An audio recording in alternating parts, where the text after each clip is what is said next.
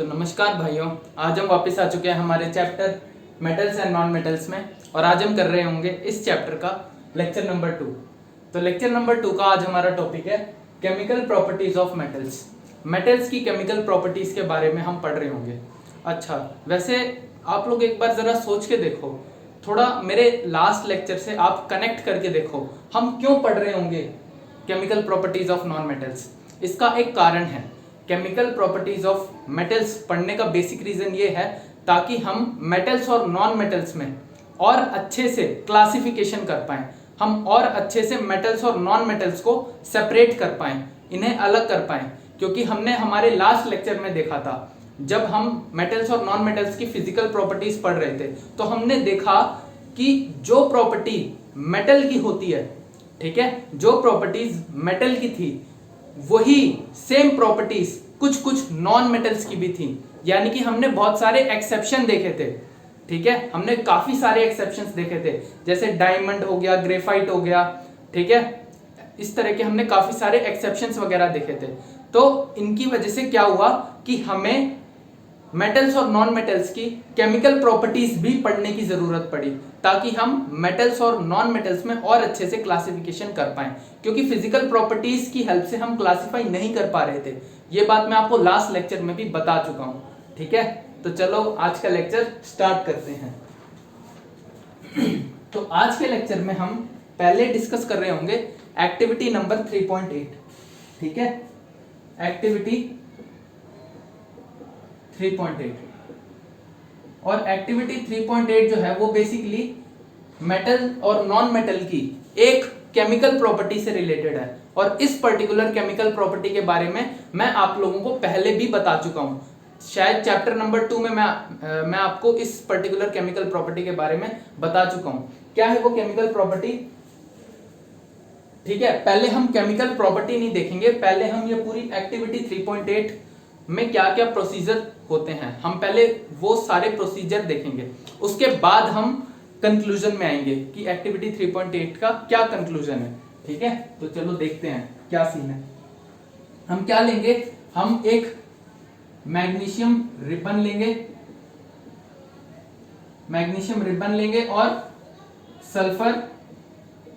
Sulphur का powder लेंगे, ठीक है, सल्फर पाउडर लेंगे।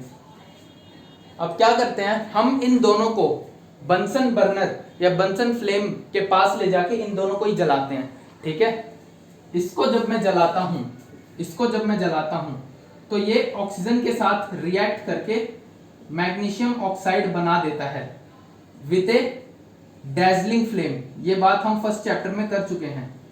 एक डैजलिंग सी फ्लेम निकलती है, मतलब एक बहुत चमकदार सफेद रंग की लाइट भी हमें दिखाई पड़ती है, या थोड़ी थोड़ी ब्लूइश कलर की होती है वो लाइट, उसी को हम क्या कहते हैं, डैजलिंग फ्लेम, ठीक है।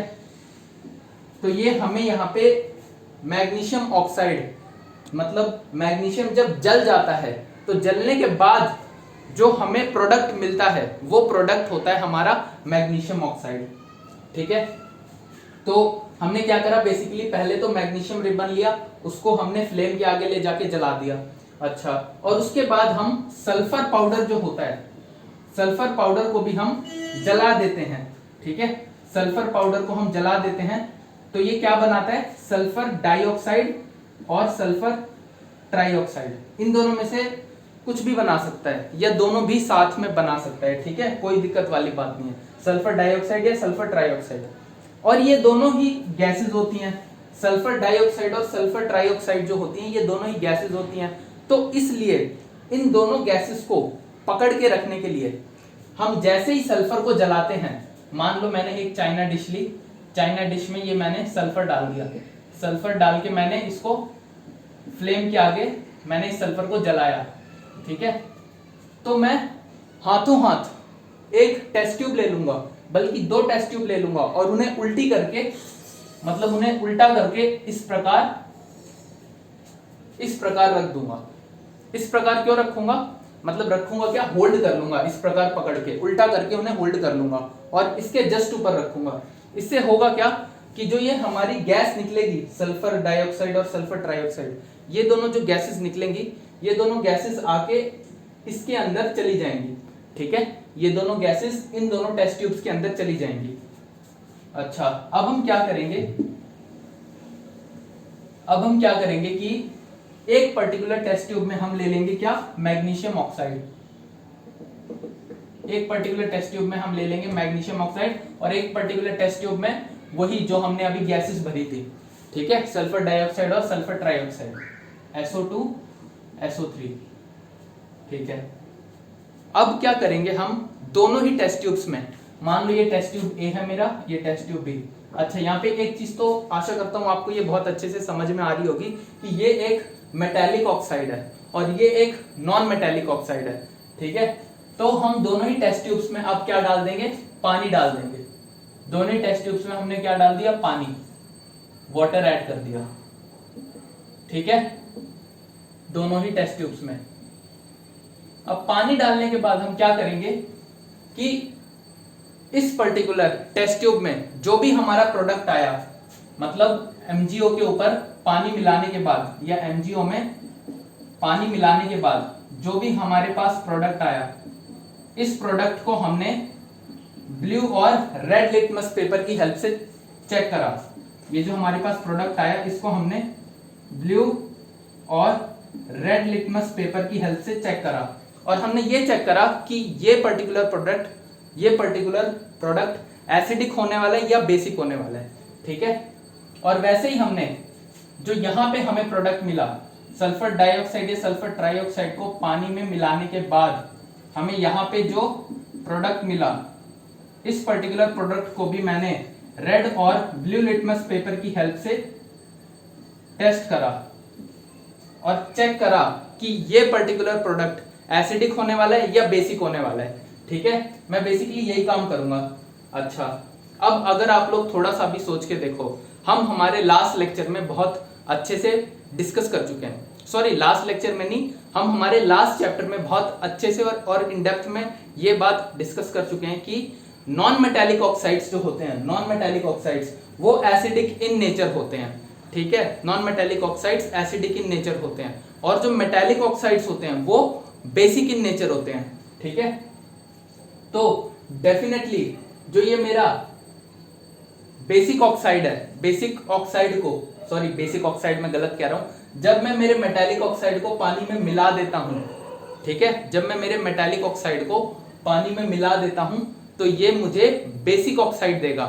तो यहां जरूर क्या होगा, रेड लिटमस पेपर कन्वर्ट हो जाएगा ब्लू में, ठीक है। और इस पर्टिकुलर केस में क्या होगा, ब्लू लिटमस पेपर कन्वर्ट हो जाएगा रेड में, और रेड जो है वो रेड ही रहेगा, ठीक है। रेड लिटमस पेपर तो रेड ही रहेगा क्योंकि ये एक एसिडिक ऑक्साइड है। नॉन मेटालिक ऑक्साइड मतलब एसिडिक ऑक्साइड, ठीक है। तो यहां से हमें मेटल और नॉन मेटल की एक केमिकल प्रॉपर्टी का पता लगता है, और वो केमिकल प्रॉपर्टी क्या है कि metallic oxide are basic in nature और non metallic oxides are acidic in nature. लेकिन यहां पे एक बात आप लोग नोट करना, अभी मैं अपनी ही बात का विरोध कर रहा हूं थोड़ी देर में। अभी मैंने कहा कि मेटालिक ऑक्साइड्स जो होते हैं वो बेसिक इन नेचर होते हैं, लेकिन ऐसा हर बार ट्रूथ नहीं होता, ठीक है। हर बार हमारे metallic oxides basic in nature नहीं होते, ये बात याद रखना। हालांकि जब सेकेंड चैप्टर में मैं कहीं ना कहीं इस बारे में जब मैंने डिस्कस करा था तो मैंने आपसे कहा था कि सारे मेटालिक ऑक्साइड्स जो होते हैं वो बेसिक इन नेचर होते हैं, लेकिन ऐसा सही नहीं है।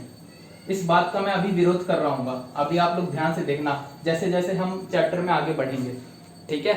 तो आप लोग ये सोचो कि मैं सेकेंड चैप्टर में ऐसा क्यों कह रहा था कि सारे metallic oxides basic in nature होते हैं। वो मैं इसलिए कह रहा था क्योंकि आप थर्ड चैप्टर में नहीं आए थे, और थर्ड चैप्टर में जब आप इसके बारे में और पढ़ोगे तब आपको पता लगता, इसलिए मैंने आपको थोड़ी एक झूठी बात बता रखी थी सेकेंड चैप्टर तक, यानी एक अर्ध सत्य, एक आधा सत्य मैंने आपको बताया हुआ था, एक आधा ही सत्य था वो। अभी पूरा सत्य मैं आपको थोड़ी देर में बताऊंगा। अच्छा, तो मैं कह क्या रहा हूं कि all metallic oxides are not basic in nature, सारे metallic oxides basic in nature नहीं होते। ठीक है, सारे metallic oxides basic in nature नहीं होते। कुछ मेटालिक ऑक्साइड्स ऐसे भी होते हैं जो एसिड और बेस दोनों से रिएक्ट कर जाते हैं। मतलब सोचो, HCl का रिएक्शन मैं करवाऊंगा NaOH से, तो ये रिएक्ट करके हमें कुछ कुछ दे देगा। ठीक है, जो भी होती है एसिड बेस की रिएक्शन। अच्छा, अब जरा सोचो एक बार को कि अगर मैं NH4OH की रिएक्शन NaOH से करवाता हूं तो क्या इन दोनों के बीच कुछ रिएक्शन होगा? इन दोनों के बीच कुछ रिएक्शन होगा? मैं कहूंगा नहीं, क्योंकि दोनों बेस हैं, दोनों ही बेसिक इन नेचर है। इस कारण दोनों बेस में कभी भी रिएक्शन नहीं हो सकता। इन दोनों में रिएक्शन हो सकता है क्योंकि दोनों का नेचर अपोजिट है, पर इन दोनों के बीच कोई रिएक्शन नहीं हो सकता। तो ऐसे ही कुछ कंपाउंड्स होते हैं। ठीक है, अब मैं आपको उन कंपाउंड्स का नाम तो नहीं बता रहा, कुछ ऐसे कंपाउंड्स होते हैं या कुछ ऐसे मेटालिक ऑक्साइड्स होते हैं। मान लो ये कोई कंपाउंड है एक, जो कि एक मेटालिक ऑक्साइड है, और ये मेटालिक ऑक्साइड रिएक्ट कर जाता है HCl से भी, और ये मेटालिक ऑक्साइड रिएक्ट कर जाता है किससे? NaOH से भी। ये दोनों से रिएक्ट कर जाता है। तो क्या आप लोग कुछ समझ पा रहे हो कि ये नॉन मेटालिक ऑक्साइड, कि ये मेटालिक ऑक्साइड किस तरह का मेटालिक ऑक्साइड है? मतलब कुछ आपको समझ नहीं आ रहा होगा ज्यादा, क्योंकि ये एसिड से भी रिएक्ट कर ले रहा है और ये बेस से भी रिएक्ट कर ले रहा है। ठीक है, तो इससे हमें क्या समझ में आया कि सारे मेटालिक ऑक्साइड या ये पर्टिकुलर मेटालिक ऑक्साइड जो है वो बेसिक इन नेचर तो बिल्कुल नहीं है, क्योंकि ये बेस के साथ भी रिएक्ट कर रहा है। अगर ये सिर्फ बेसिक इन नेचर होता ये वाला मेटालिक ऑक्साइड, तो ये सिर्फ एसिड से रिएक्ट करता, ये बेस से रिएक्ट ना करता। तो ये बात आप लोग अच्छे से नोट कर लो। अभी इसके बारे में हम आगे अच्छे से चर्चा कर रहे होंगे। और यहाँ पे एक चीज ये भी है कि हम सारे मेटल्स, मतलब सारे मेटल ऑक्साइड को हम बेसिक इन नेचर नहीं बोल पा रहे। ठीक है, हम सारे मेटल ऑक्साइड को बेसिक इन नेचर नहीं बोल पा रहे हैं। तो इससे हमें यह समझ में आता है कि हमें मेटल्स और नॉन मेटल्स की और ज्यादा केमिकल प्रॉपर्टीज के बारे में पढ़ना होगा। हमें मेटल्स और नॉन मेटल्स के और ज्यादा रिएक्शंस के बारे में पढ़ना होगा, या अगर मैं स्पेसिफिकली बोलूं सिर्फ मेटल्स की ज्यादा केमिकल प्रॉपर्टीज या मेटल्स की ज्यादा रिएक्शंस के बारे में इन डेप्थ में जाके स्टडी करना होगा। तभी मुझे मेटल्स में भी और अच्छा क्लासिफिकेशन मिलेगा। ठीक है, क्योंकि मुझे यहां से देख के क्लियरली समझ नहीं आ रहा। ठीक है, इनिशियली पहले तो मैंने बोला था कि सारे metal oxides basic in nature होते हैं, लेकिन अब मुझे समझ में आ रहा है क्या कि सारे metal oxides basic in nature नहीं होते। इस कारण मुझे और ज्यादा केमिकल प्रॉपर्टीज पढ़नी पड़ेंगी मेटल्स की, ताकि मैं उन्हें और अच्छे से क्लासिफाई कर पाऊं। ठीक है, समझ गए मेरी बात? तो ये हो गई एक इंपॉर्टेंट बात, और ये बातें जनरली आपको कोई टीचर नहीं बता रहा होता। ठीक है, मैं आपको कॉन्टेक्स्ट समझाने की कोशिश कर रहा हूं कि हम ऐसा क्यों कर रहे हैं, हम ये क्यों पढ़ रहे हैं। क्योंकि अगर हमें ये समझ में आ जाए कि हम किसी चीज को क्यों पढ़ रहे हैं, इसका कारण क्या है, तो हम वो पर्टिकुलर टॉपिक को और ज्यादा अच्छे से समझ सकते हैं। ठीक है, तो ये हो गया। अच्छा, अब और आगे बढ़ते हैं। अब हम आगे बढ़ते हैं। हाँ, अब हम स्टडी कर रहे होंगे मेटल्स की केमिकल प्रॉपर्टीज को और डेप्थ में जाके। Metal chemical properties in depth, और डेप्थ में जाके अब हम इसके बारे में पढ़ रहे होंगे। ठीक है, तो मेटल की केमिकल प्रॉपर्टीज को और इन डेप्थ में जाके पढ़ेंगे। उसके लिए हमें मेटल्स के कुछ सैंपल्स लेने पड़ेंगे। ठीक है, उसके लिए हमें मेटल्स के कुछ सैंपल्स लेने पड़ेंगे, और वो मेटल के सैंपल्स कौन कौन से होने वाले हैं? पहला होगा एल्यूमिनियम, फिर होगा कॉपर, फिर होगा Fe, फिर होगा Pb, फिर होगा मैग्नीशियम Mg, फिर होगा Zn, फिर होगा Na।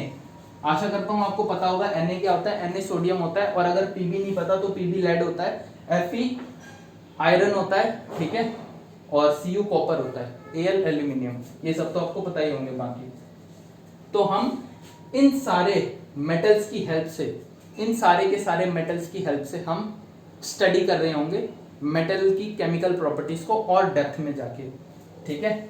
और एक बात हमने पहले पढ़ी होगी जरूर कि जब मैं मैग्नीशियम को, बल्कि ये बात हमने अभी अभी पढ़ी थी जस्ट थोड़ी देर पहले, जब हम मैग्नीशियम को रिएक्ट करवाते हैं ऑक्सीजन से तो ये हमें देता है क्या, magnesium oxide with A dazzling flame. और डैजलिंग फ्लेम किस तरह की दिखती है, बिल्कुल बहुत ज्यादा व्हाइट कलर की दिख रही होती है हमें, डैजलिंग फ्लेम बहुत ही व्हाइट कलर की दिखती है या थोड़ी थोड़ी ब्लूइश कलर की दिखती है।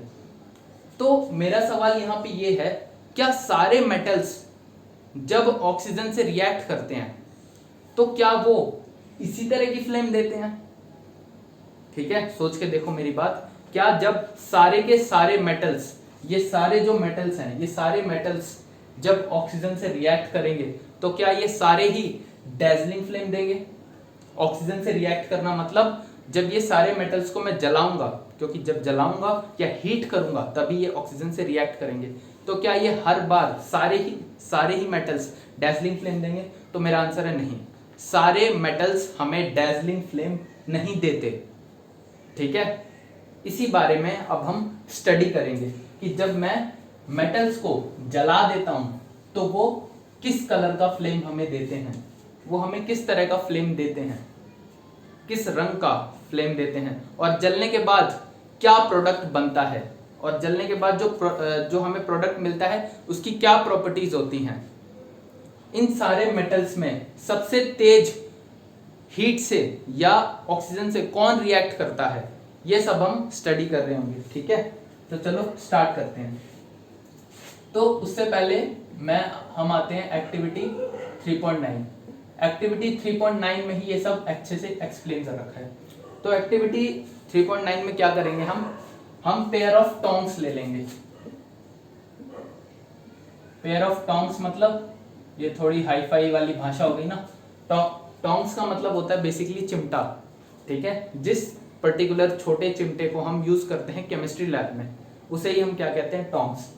तो हम टोंग्स की हेल्प से इन सारे मेटल सैंपल में से कोई भी एक सैंपल उठा लेंगे, ठीक है। मान लो हमने किसको उठा लिया, एल्यूमिनियम को उठा लिया, ठीक है। वो जो चिमटा होगा उस चिमटे की हेल्प से मैंने एल्यूमिनियम को होल्ड कर लिया, समझ रहे हो, वो चिमटा कुछ इस तरह का होता है ना, तो इस प्रकार मैंने होल्ड कर लिया एल्यूमिनियम को पेयर ऑफ टोंग्स की हेल्प से। उसके बाद मैं क्या करूंगा कि मैं इसे हीट कर दूंगा या मैं इसे गर्म कर दूंगा फ्लेम में। मतलब मैंने एल्यूमिनियम को लिया, मैंने टोंग में होल्ड कर लिया या चिमटे की हेल्प से मैंने इसे होल्ड कर लिया, और फिर मैं इसे क्या कर दूंगा, गर्म कर दूंगा, ठीक है। मैं इसे गर्म कर दूंगा एल्यूमिनियम को। गर्म करने के बाद मेरे बहुत सारे सवाल आएंगे मन में, और वो सवाल किस तरह के होने वाले हैं, let the products and metal surface cool down. मैंने इसको पहले गर्म कर दिया, गर्म करने के बाद जो प्रोडक्ट मिलेगा मुझे, गर्म करने के बाद जो भी मुझे प्रोडक्ट मिलेगा, प्रोडक्ट के साथ साथ जैसी भी मेटल की सरफेस होगी वो गर्म तो जरूर हो जाएगी, ठीक है। क्योंकि मैं इसे फ्लेम के पास ले गया हूं, क्योंकि एल्यूमिनियम जल चुका है, तो जलने के कारण ये कुछ ना कुछ प्रोडक्ट देगा, और प्रोडक्ट के साथ साथ एल्यूमिनियम की जो सरफेस होगी, एल्यूमिनियम की जो सरफेस है वो भी अब जल चुकी है या वो गर्म हो चुकी है, तो मैं क्या करूंगा, इन्हें थोड़ा ठंडा होने का मौका दूंगा, ठीक है। इस प्रोडक्ट को भी ठंडा कर दूंगा, और जो मेरी मेटल की सरफेस है या जो मेरी एल्यूमिनियम की सरफेस है इसे भी मैं ठंडा कर दूंगा। उसके बाद मैं क्या करता हूं, मेरे बहुत सारे अब क्वेश्चंस आते हैं मन में, वो छोटे छोटे क्वेश्चंस क्या होने वाले हैं, विच मेटल्स बर्न इजीली। तो जैसे मैंने ये काम एल्यूमिनियम के साथ करा, एल्यूमिनियम को पेयर ऑफ टोंग्स में होल्ड करके उसे जलाया, जलाने के बाद मुझे कुछ प्रोडक्ट मिला, प्रोडक्ट के साथ साथ मेटल की सरफेस भी गर्म हो गई, ठीक है। मैंने दोनों को ठंडा करा। ये काम सेम मैं हर एक मेटल सैंपल के साथ रिपीट करता हूं। मुझे जितने भी सैंपल्स यहाँ दिए गए हैं, aluminium, copper, iron, lead, magnesium, zinc और सोडियम, ये मैं इन सारे मेटल्स के साथ ये सेम एक्टिविटी रिपीट करता हूँ। रिपीट करने के बाद मैं इनके प्रोडक्ट को और मेटल सरफेस को ठंडा करता हूँ। इसके बाद क्वेश्चन ये है मेरा कि इनमें से कौन सा मेटल सबसे आसानी से जल जाता है, कौन सा मेटल बहुत आसानी से जल जाता है, पहला सवाल। दूसरा सवाल है, जब ये सारे मेटल्स जल रहे होते हैं तो ये किस कलर की फ्लेम प्रोड्यूस करते हैं। जैसा कि अभी हमने मैग्नीशियम के केस में देखा था, जब मैं मैग्नीशियम को जलाता हूं तो वो डेजलिंग व्हाइट फ्लेम प्रोड्यूस करके दे रहा होता है, ठीक है। तो वैसे ये सारे मेटल्स किस कलर का फ्लेम प्रोड्यूस करते हैं, ये मेरा दूसरा सवाल। पहला सवाल आशा करता हूं आपको समझ में आ गया होगा कि कौन सा मेटल बहुत इजीली जल जाता है। दूसरा सवाल, ये मेटल्स जब जलते हैं तो किस किस कलर की फ्लेम प्रोड्यूस करते हैं। तीसरा सवाल क्या है, how does the metal surface appear after burning, metal surface हमें किस तरह की दिखाई पड़ती है जलने के बाद, ये तीसरा सवाल। अच्छा, चौथा ये हमें करने के लिए बोल रहा है, चौथा क्या करने के लिए बोल रहा है, arrange the metals in decreasing order of their reactivity towards oxygen, हमें डिक्रीजिंग ऑर्डर ऑफ रिएक्टिविटी में अरेंज करना है, ठीक है, कि ये मेटल्स किस प्रकार या कितनी जल्दी, कितनी तेज, कितनी तीव्रता से ये ऑक्सीजन से रिएक्ट कर जाते हैं, ठीक है। मतलब मान लो जैसे फॉर एग्जांपल सबसे तेज रिएक्ट करता है कौन, सोडियम, ठीक है, सबसे तेज रिएक्ट करता है सोडियम, रिएक्ट करता है हीट से या ऑक्सीजन से, तो सबसे पहले सोडियम को रखूंगा। नंबर 2 में कौन रिएक्ट करता है, मैग्नीशियम। नंबर 3 में मान लो जिंक। नंबर 4 में एल्यूमिनियम। इस प्रकार करके जो जैसे जैसे मेटल्स की रिएक्टिविटी हीट की तरफ या ऑक्सीजन से कम होती जाएगी, मैं उसको अरेंज करता जाऊंगा डिक्रीजिंग ऑर्डर। आशा करता हूं आपको डिक्रीजिंग ऑर्डर का मतलब पता होगा, क्योंकि मुझे खुद बहुत सालों तक कंफ्यूजन था कि डिक्रीजिंग ऑर्डर और इंक्रीजिंग ऑर्डर किस प्रकार होता है या हम किस प्रकार अरेंज करते हैं इन्हें, ठीक है। अच्छा, ये हो गया। अब चौथा जो सवाल है वो है, are the products soluble in water, क्या जो प्रोडक्ट्स मिल रहे हैं हमें, क्या जो प्रोडक्ट हमें मिल रहा है ये सॉल्युबल है पानी में, अगर मैं इसे पानी में घोलता हूं तो क्या ये घुल जाएगा पानी में, ये मेरा चौथा सवाल है। तो आशा करता हूं आपको ये एक्टिविटी 3.9 समझ में आ गई होगी। हम कुछ नहीं कर रहे हैं, मेटल के सैंपल्स लिए, उन्हें बारी बारी से पेयर ऑफ टोंग्स या चिमटे की हेल्प से होल्ड कर लिया, उसे जलाया, जलाने के बाद हमें कुछ प्रोडक्ट मिलेगा, प्रोडक्ट के साथ साथ मेटल की सरफेस भी हीट अप हो जाएगी या बहुत ज्यादा गर्म हो जाएगी, हम दोनों को कूल होने का मौका देते हैं। कूल होने के बाद हमारे मन में बहुत सारे सवाल पैदा होते हैं। सवाल कुछ इस प्रकार हैं, कौन सा मेटल सबसे तेज जल जाता है। दूसरा सवाल है, कौन से कलर की फ्लेम ये प्रोड्यूस करते हैं मेटल। चौथा सवाल है, मेटल सरफेस किस प्रकार की दिखती है हमें, ठीक है। तीसरा सवाल था वैसे ये, मेटल की सरफेस हमें किस प्रकार की दिखती है।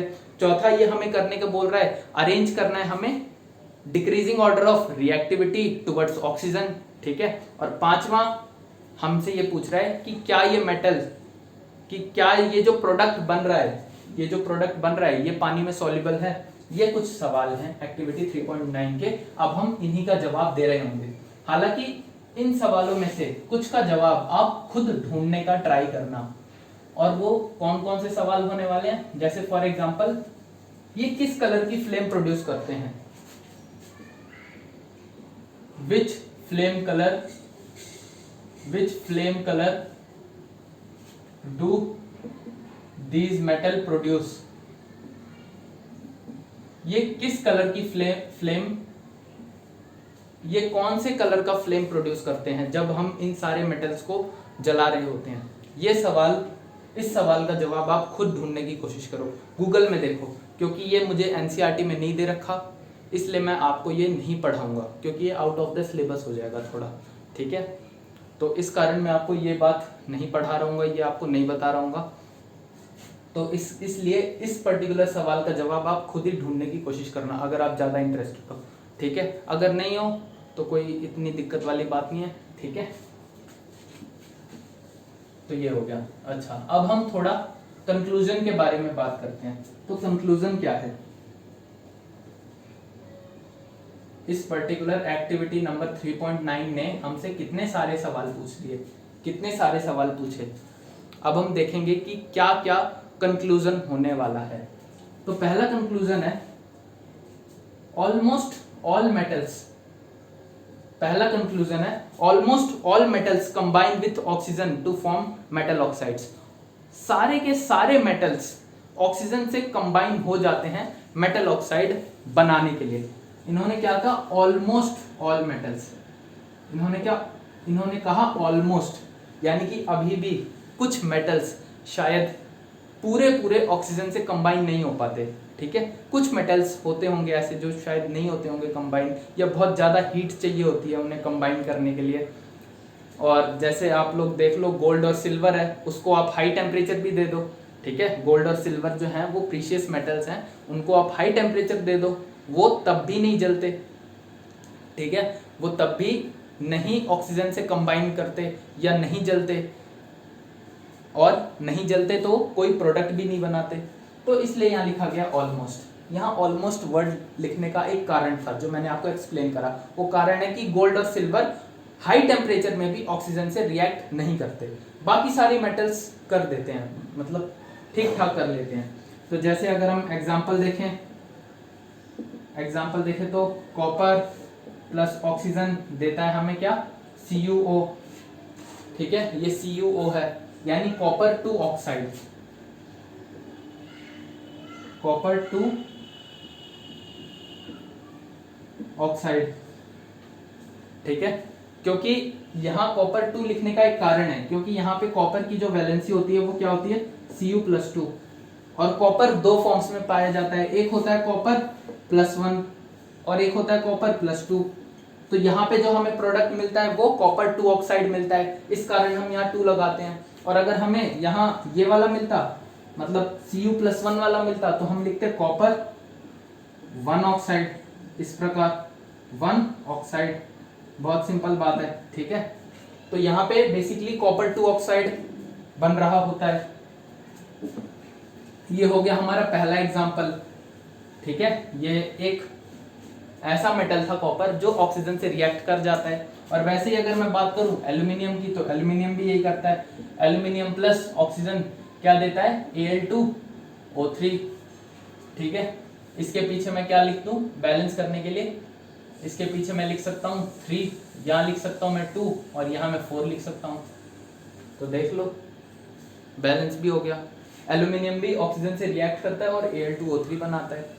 तो कुल मिला के मैं ये कहना चाह रहा हूँ कि ऑलमोस्ट सारे मेटल्स ऑक्सीजन से बहुत इजीली रिएक्ट कर जाते हैं। और मैंने आपको 2 एग्जाम्पल दे दिए, पहला एग्जाम्पल है कॉपर का और दूसरा एग्जाम्पल है एल्यूमिनियम का। ठीक है, अब हम थोड़ी और बढ़िया बातें करते हैं, थोड़ी और अच्छी और इंटरेस्टिंग बातें करते हैं। हमें ऑलरेडी पता है कि जो कॉपर ऑक्साइड है, कॉपर ऑक्साइड पता है ना, कॉपर ऑक्साइड क्या होता है? कॉपर ऑक्साइड है मेटालिक ऑक्साइड, और ये बेसिक इन नेचर है। तो बेसिक इन नेचर होने के कारण ये बहुत आसानी से रिएक्ट कर जाता है HCl से, और क्या बना देता है? CuCl2 plus H2O। ठीक है, ये बहुत आसानी से रिएक्ट कर जाता है HCl से और बना देता है CuCl2 और H2O। लेकिन अगर आप लोग कॉपर ऑक्साइड का रिएक्शन करवाओगे किसी बेस से, मान लो NaOH से करवा दिया, तो ये कोई रिएक्शन शो नहीं करेगा, कोई रिएक्शन शो नहीं करेगा। तो इससे मुझे साफ पता लग जाता है कि copper oxide basic in nature है। ये बेसिक इन नेचर है तभी ये एक एसिड से रिएक्ट कर रहा है। ठीक है, ये बेसिक इन नेचर है तभी ये एसिड से रिएक्ट कर रहा है और ये प्रोडक्ट्स बना रहे हैं। और क्योंकि ये बेसिक इन नेचर है इसीलिए ये दूसरे बेस के साथ रिएक्ट नहीं कर पा रहा। ठीक है, इसीलिए ये दूसरे बेस के साथ रिएक्ट नहीं कर पा रहा। तो मुझे पता लग गया कि कॉपर ऑक्साइड जो कि एक मेटालिक ऑक्साइड है, ये बेसिक इन नेचर है। ठीक है, अभी रुको, अभी और आगे और शानदार बातें आएंगी। लेकिन अगर मैं और थोड़ा आगे बढ़ के थोड़ी और अच्छी बातें करता हूं, तो क्या लिखा हुआ है? But some metal oxides such as Al2O3, ZnO। कुछ और मेटल ऑक्साइड्स होते हैं जैसे Al2O3 और ZnO। समझ पा रहे हो? एल्यूमिनियम ऑक्साइड एक मेटालिक ऑक्साइड है, जिंक ऑक्साइड भी एक मेटालिक ऑक्साइड है। Show both acidic as well as basic behaviour. ये दोनों एसिडिक प्लस बेसिक दोनों बिहेवियर हमें दिखाते हैं। ये हमें दोनों बिहेवियर शो करते हैं, Al2O3 और ZnO ये हमें एसिडिक और बेसिक दोनों बिहेवियर शो करते हैं। कैसे दोनों बिहेवियर शो करते हैं? जब Al2O3 एसिड से रिएक्ट करेगा तो ये मुझे बेसिक बिहेवियर शो करता है, और जब ये बेस से रिएक्ट करेगा तब ये मुझे एसिडिक बिहेवियर शो करता है। चलो एग्जांपल देख लेते हैं। यही तो हम बात कर रहे थे शुरू में, ठीक है। शुरू में जो हमने एक्टिविटी नंबर 3.8 डिस्कस करा था, जिसमें सल्फर ऑक्साइड या सल्फर डाइऑक्साइड और सल्फर ट्राइऑक्साइड के फ्यूम्स जिसमें हमने कैच करा था, ठीक है, एक्टिविटी नंबर 3.8, यही तो हम बात कर रहे थे। लेकिन मैंने तब आपको इनडायरेक्टली बिना नाम लिए हमने बात कर ली थी। अब मैं आपको नाम लेके बताऊंगा। सुनो, एग्जांपल देखते हैं जैसे हम, ठीक है। एग्जांपल में क्या है? Al2O3 अभी अभी लिया ना हमने देखा था कि दो मेटालिक ऑक्साइड होते हैं, Al2O3 और जिंक ऑक्साइड। ये दोनों मेटालिक ऑक्साइड्स होते हैं, लेकिन ये एसिडिक बिहेवियर भी शो करते हैं, बेसिक बिहेवियर भी शो करते हैं। एग्जांपल देख लो अब इसका। Al2O3 प्लस HCl क्या देता है हमें? AlCl3 प्लस H2O, ठीक है। बैलेंस करने की बात रही तो आशा करता हूँ आप लोग बैलेंस कर सकते हो। अगर आप इस पर्टिकुलर चैप्टर तक पहुंचे हो तो फर्स्ट चैप्टर करके आए होगे, और फर्स्ट चैप्टर में मैंने आपको बहुत मुश्किल रिएक्शंस भी बैलेंस करवाई हैं, ठीक है। फर्स्ट चैप्टर में बहुत मुश्किल रिएक्शंस मैंने आपको बैलेंस करवाई है, तो ये तो आपके लिए बहुत हलवा होगा, ठीक है। कर लोगे मतलब आप इसे बैलेंस, मैं ऐसी उम्मीद करता हूँ आप लोगों से, ठीक है। और मुझे उम्मीद है कि आप मेरी उम्मीद नहीं तोड़ोगे, ठीक है। चलो, तो Al2O3 HCl से रिएक्ट करता है, AlCl3 और H2O बनाता है, और फिर Al2O3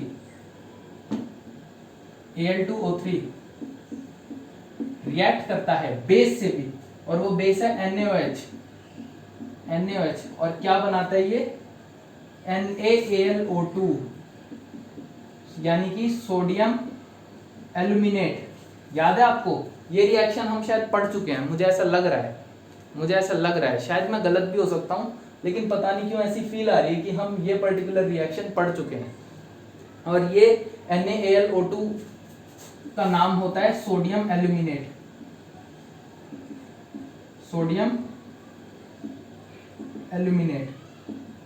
और इसका नाम आप लोग याद रखना, और इस पर्टिकुलर रिएक्शन को भी आप लोग याद रखना, और साथ में इन दोनों कंपाउंड्स को भी अगर याद रख सकते हो तो रख लेना, क्योंकि ये बहुत इंपॉर्टेंट है ये बेसिक ऑक्साइड नहीं, मेटालिक ऑक्साइड।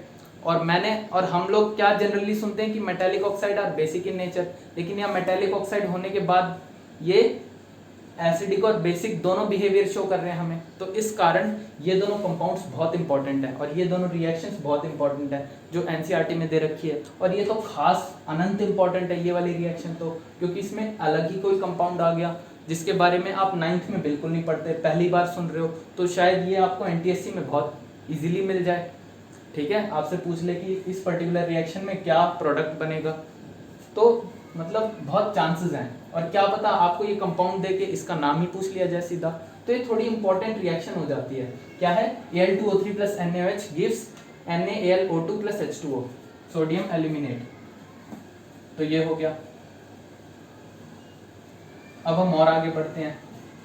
तो हमें कुल मिला के क्या पता लगा कि सारे मेटालिक ऑक्साइड्स, अभी एक मेटालिक ऑक्साइड देखा था हमने CuO, copper oxide. Copper oxide कैसा था? सिर्फ बेसिक इन नेचर था, लेकिन ये दोनों बेसिक और एसिडिक दोनों नेचर के हैं, ठीक है। तो अब आप लोग मेरी एक डेफिनेशन ध्यान से सुनना। क्या है वो? Such metal oxides which react with both acids as well as bases to produce salt and water. ये हमें मिल रहा था ना यहाँ, सॉल्ट और वाटर दोनों ही रिएक्शंस में। ये जो Al2O3 वाली दोनों ही रिएक्शंस थी, इन दोनों में ही मुझे एक सॉल्ट मिल रहा था और एक वाटर मिल रहा था। यहाँ पे AlCl3 प्लस वाटर, यहाँ पे NaAlO2 यानी सोडियम एल्यूमिनेट प्लस वाटर, ठीक है। हाँ, तो दोबारा सुनो। Such metal oxides which react with both acids as well as bases to produce salt and water, जैसा कि यहाँ बन रहा था, are known as amphoteric oxides. ऐसे मेटल ऑक्साइड्स जो एसिड और बेस दोनों से ही रिएक्ट करते हैं और प्रोड्यूस करते हैं सॉल्ट और वाटर, तो इस प्रकार के मेटालिक ऑक्साइड्स को हम एम्फोटेरिक ऑक्साइड्स कहते हैं। देख लेना भाई, बहुत इंपॉर्टेंट है ये एम्फोटेरिक ऑक्साइड्स, क्योंकि ये मेटालिक ऑक्साइड्स होने के बाद भी ये एसिडिक और बेसिक दोनों बिहेवियर शो करते हैं, इस कारण हम इन्हें एम्फोटेरिक ऑक्साइड्स कहते हैं। ये हो गया। अच्छा, अब हम और आगे बढ़ते हैं और थोड़ी अच्छी बातें सीखते हैं। तो ये हो गया यहाँ तक, और ये बहुत इंपॉर्टेंट है, एम्फोटेरिक ऑक्साइड को याद रखना, समझ लेना बहुत इंपॉर्टेंट है, अच्छे से समझ के याद कर लेना अगर कर सकते हो, क्योंकि केमिस्ट्री में समझने के साथ साथ याद रखना काफ़ी इंपॉर्टेंट होता है। ठीक है, केमिस्ट्री में समझने के साथ याद रखना इंपॉर्टेंट होता है, और अगर आप सीधा रटने की कोशिश करते हो तो आपको रटा नहीं जाता आपसे, मतलब नहीं रट पाओगे आप। एक बार अगर आप किसी की बात सुन लोगे, ठीक है, जैसे मेरी ही आप बात सुन रहे हो, मेरी बात सुन के अगर आप फिर बाद में उसे रटने की कोशिश करोगे ना, तो वो थोड़ा आसान हो जाएगा, आपके दिमाग में फिट हो जाएगा बहुत अच्छे से। ठीक है, तो चलो और आगे बढ़ते हैं। अब यहाँ पे क्या है, अब यहाँ पे लिखा हुआ है most metal oxides are insoluble in water but some of this dissolve in water to form alkalis.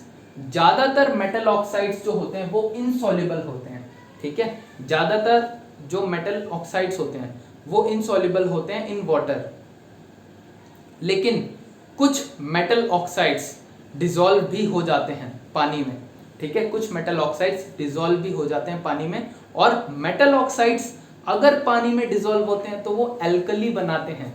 सोचो एक बार को, ज्यादातर, मैं ये नहीं कह रहा कि सारे, मैं सारे नहीं कह रहा, मैं कह रहा हूं most of the metal oxides, most of the metal oxides are basic in nature. ठीक है, ज्यादातर मेटल ऑक्साइड्स जो होते हैं बेसिक इन नेचर होते हैं, और अगर इनमें से कुछ मेटल ऑक्साइड्स पानी में डिसॉल्व हो जाते हैं, ये पानी है, कुछ मेटल ऑक्साइड्स अगर पानी में डिसॉल्व हो जाते हैं तो ये हमें क्या बना के देते हैं, एल्कली। क्योंकि ये बात मैंने आपको लास्ट चैप्टर में बता रखी है, जो पर्टिकुलर बेस पानी में डिसॉल्व हो जाते हैं उन्हें हम एल्कलीज कहते हैं। ठीक है, water soluble bases are known as alkalis, water soluble bases are known as alkalis. ये बहुत इंपॉर्टेंट पॉइंट है, इसे नोट कर लेना। ठीक है, सारे मेटल ऑक्साइड्स सॉल्युबल नहीं होते, लेकिन कुछ मेटल ऑक्साइड्स सॉल्युबल हो जाते हैं, और वो मेटल ऑक्साइड्स जो सॉल्युबल होते हैं पानी में वो बेसिक इन नेचर होते हैं, इस कारण हम उन्हें एल्कली कहते हैं। ठीक है, एल्कली मतलब water soluble bases are alkalis. तो ये हो गया। अब हम इसके कुछ एग्जांपल्स भी देखते हैं, जैसे क्या है एग्जांपल, पहला है Na2O, Na2O जो कि सॉलिड फॉर्म में था, इसको जब मैं मिला देता हूं पानी में तो ये क्या बनाता है, NaOH, NaOH एक्वस फॉर्म में। बैलेंस कर लेना। ठीक है, Na2O को, जो कि एक मेटालिक ऑक्साइड है, बेसिक इन नेचर है, इसको जब मैं पानी में मिलाता हूं तो देखो ये क्या बना देता है, ये एक एल्कली बना देता है। ठीक है, या बनाता तो एक बेस है, लेकिन बेस पानी में डिसॉल्व्ड है, इसीलिए तो मैंने इसके पीछे एक्वस लिखा, इस कारण ये एक एल्कली है। और वैसे ही एक और एग्जांपल अगर आप लोग देखना चाहो तो K2O प्लस H2O ये क्या बनाता है, KOH बना देता है, ये बनाता है KOH। O को लग रहा है लकवा मार गया, KOH, अब O सही है। ठीक है, तो KOH बना दिया, और ये भी एक्वस फॉर्म में होता है, यानी कि KOH है तो एक बेस, लेकिन ये पानी में डिसॉल्व्ड फॉर्म में रहता है, इस कारण मैं इसे एल्कली बुलाता हूं, क्योंकि ये वाटर सॉल्युबल है। ठीक है, तो ये थी कुछ और नई केमिकल प्रॉपर्टीज, ये कुछ और नई केमिकल प्रॉपर्टीज थी मेटल की, ताकि हम मेटल को और क्लासिफाई कर सकें। अगर आप लोग ध्यान से देखो तो यहाँ पे जो एक्टिविटी 3.9 के क्वेश्चंस थे उनमें से कुछ क्वेश्चंस का जवाब हमने दे दिया। जैसे कि कौन सा क्वेश्चन था, are the products soluble in water, क्या जो जलाने के बाद प्रोडक्ट्स मिलते हैं वो सॉल्युबल होते हैं पानी में? मैं कहूँगा सारे प्रोडक्ट्स तो सॉल्युबल नहीं होते, लेकिन कुछ प्रोडक्ट्स होते हैं सॉल्युबल।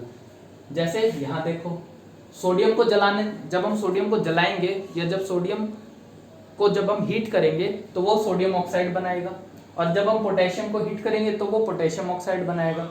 अब देखो इसे मैं पानी में मिला रहा हूँ तो ये सॉल्युबल हो जा रहा है, ये एक एल्कली बना रहा है लेकिन सारे मेटल ऑक्साइड्स सॉल्युबल नहीं होते पानी में। तो ये मैंने आपको जवाब दे दिया।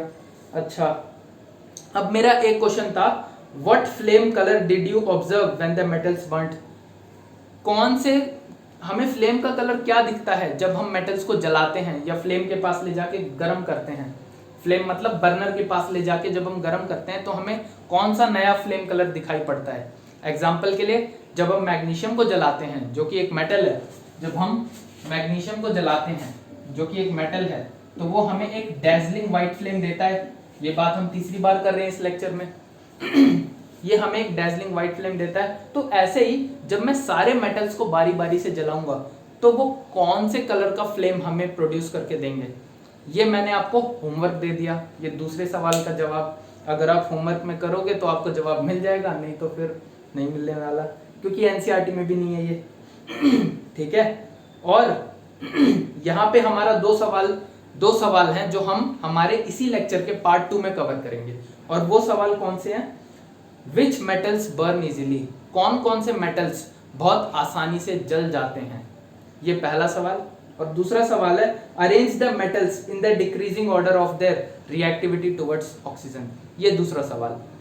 एक्टिविटी 3.9 के इन दोनों सवालों का जवाब मैं आपको नेक्स्ट लेक्चर में दूंगा, मतलब इसी लेक्चर के पार्ट 2 में, ठीक है। ये बेसिकली हमारा पार्ट 1 था, और क्योंकि मैं हालांकि चाहता था कि मैं इसी लेक्चर में सब कुछ कंप्लीट करवा दूं, लेकिन अगर मैंने ऐसा करा तो ये बहुत लंबा लेक्चर हो जाएगा, ठीक है। फिर आपकी बहुत बुरी स्थिति हो जाएगी, बहुत दर्दनाक हालत हो जाएगी लेक्चर पूरा करने में, ठीक है। तो बाकी बातें और बाकी सवालों के जवाब हम दे रहे होंगे आपको नेक्स्ट लेक्चर में। तब तक के लिए थैंक यू।